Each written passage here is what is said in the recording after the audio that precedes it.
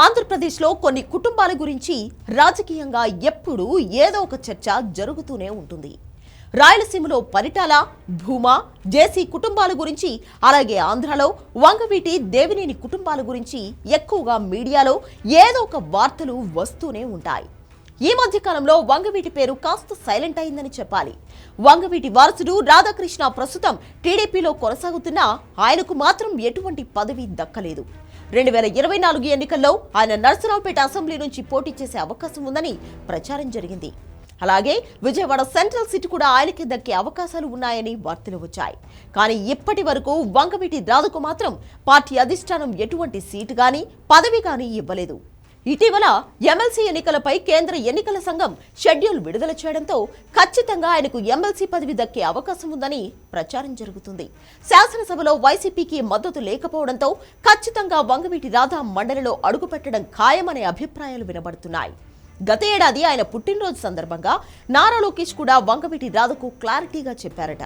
ఇక ఆయనకు ఎమ్మెల్సీ ఇచ్చిన తర్వాత మంత్రి పదవి కూడా దక్కే అవకాశం ఉందని ప్రచారం జరిగింది. కానీ జనసేన పార్టీ నుంచి నాగబాబు మంత్రి పదవి కోసం ఎదురు చూడడంతో వంగవీటి రాధకు ఆ పదవి దక్కే అవకాశం లేదు అనే క్లారిటీ వచ్చింది. కానీ ఆయనకు ఎమ్మెల్సీ ఇవ్వడానికి టీడీపీ ఆసక్తి చూపిస్తోంది. ఇదే టైంలో దేవినేని కుటుంబం గురించి కూడా కొన్ని వార్తలు వస్తున్నాయి. వంగవీటి, దేవినేని కుటుంబాలకు మధ్య దశాబ్దాల నుంచి వైరం ఉంది. ఇప్పుడున్న పరిస్థితుల్లో రెండు కుటుంబాల మధ్య వైరం లేకపోయినా దూరం మాత్రం అలాగే కొనసాగుతుంది. ఇక ఇదే టైంలో టీడీపీ సీనియర్ నేత దేవినేని ఉమ కూడా ఎమ్మెల్సీ పదవి కోసం ఆశపడుతున్నారు. 2024 ఎన్నికల్లో ఆయనకు సీటు రాకపోవడంతో ఖచ్చితంగా ఈసారి ఎమ్మెల్సీ పదవి వస్తుందని ఆశిస్తున్నారు దేవినేని అభిమానులు. కానీ ఇప్పటి వరకు దీనిపై ఎటువంటి స్పష్టత రాలేదు.